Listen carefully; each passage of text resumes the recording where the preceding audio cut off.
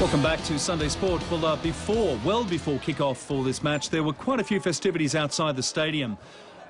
Players and celebrities greeting young children. Donations were made as well for the quake relief efforts in Japan.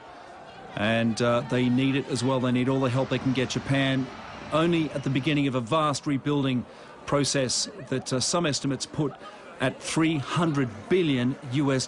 That's the cost they've put on repairing infrastructure, power stations, houses, repairing broken lives. So this match, again, all for a very good cause. Great spirit here in the stadium in Osaka as well.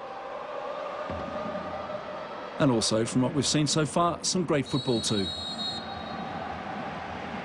So if you've only just joined us, this is a charity game for quake relief in Japan. The Japanese national side in the blue against a, well, if you like, a collection of the best players from the J-League playing in the yellow. Team Yellow, though, down by 2 goals. So all the work to do here in Osaka.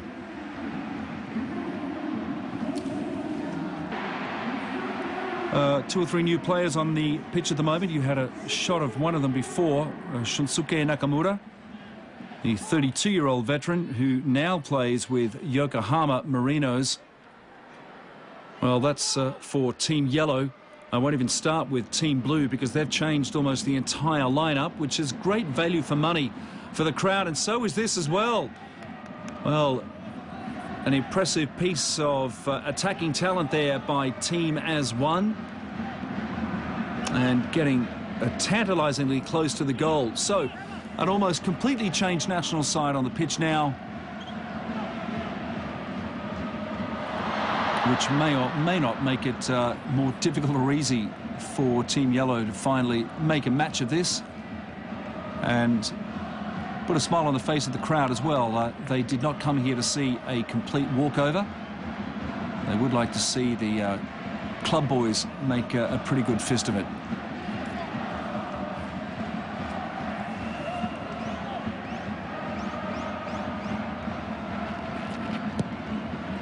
That's come in perfectly, dropped right down in the middle. Incredibly, they had nobody there. Ogasawara was the closest to that ball, but really no danger. Shame, such a well-placed corner.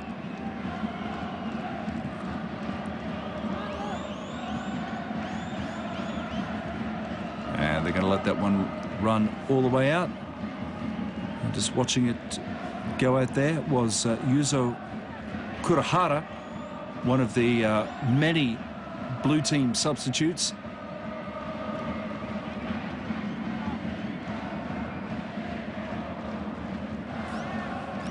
Played away there by Komiyama. Another change for Team Yellow.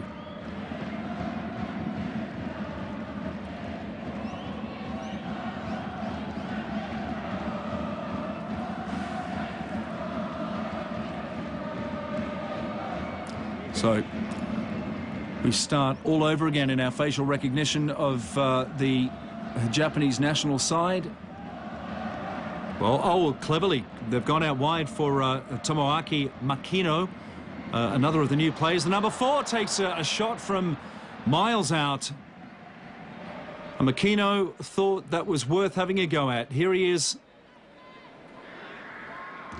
Lined it up well, had a couple of teammates in there as well, and he thought that corner, that top corner, looks awfully vacant. I'm going to have a go at it.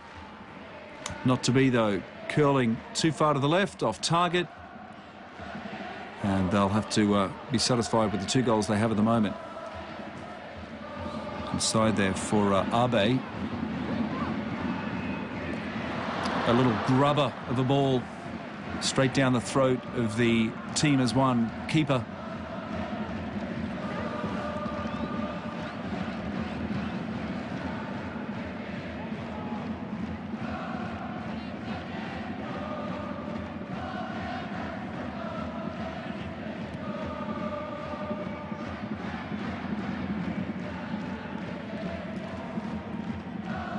So perhaps playing for time. Forward there by Nakamura. And a good ball. Is he onside, though? Perhaps only just. And flags stay down. And Hisaito Sato, family name Sato. He has Hisato on his back, though. He is one of the original from the first half. Good to see somebody still on the pitch. And beaten to the ball that time by another of the originals, number 15, Kono, who's still on the pitch. Comes down well. Perhaps that keeper should have held on. Again, they've been pretty deft there from that right-hand side.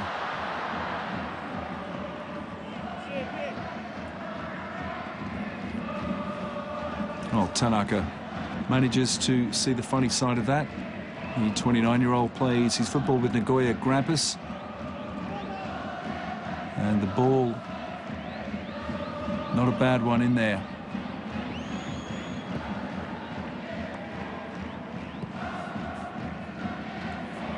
The throw there from Ono.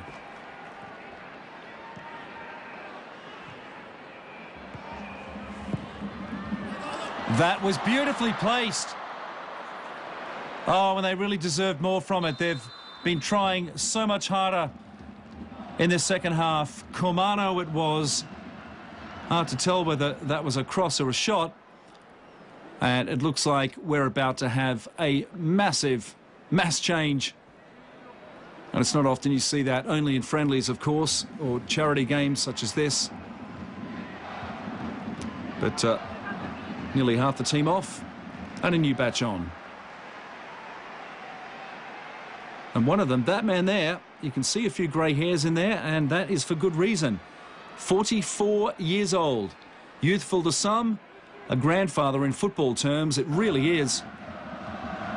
And great to see the man who played for many years in Italy's Serie A, a real pioneer he was for Japanese players heading over to Europe. Very, very well respected in Italy to this day. Kazuyoshi Miura from Yokohama FC. Let's see what he has to offer in this half.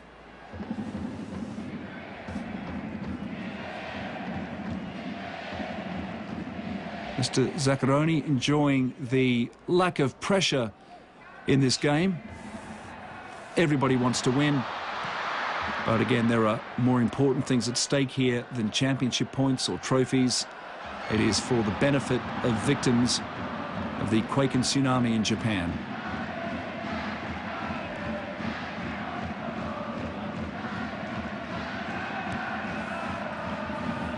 Team Blue happy to pass it around amongst themselves in no hurry.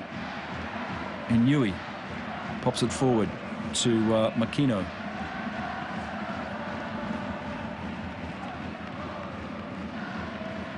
You can see the team has won billboards in the background there, and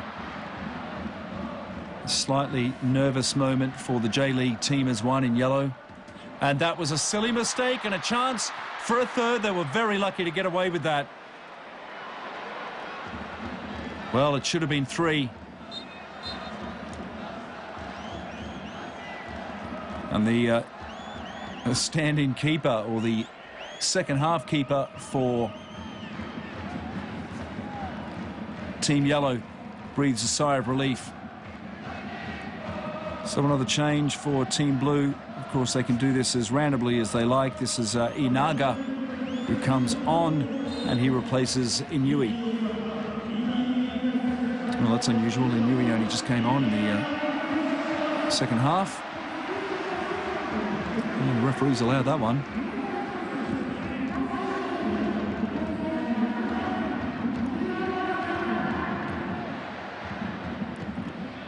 Team Blue not happy with the stalemate that's ensued after the initial flurry from them in the first half.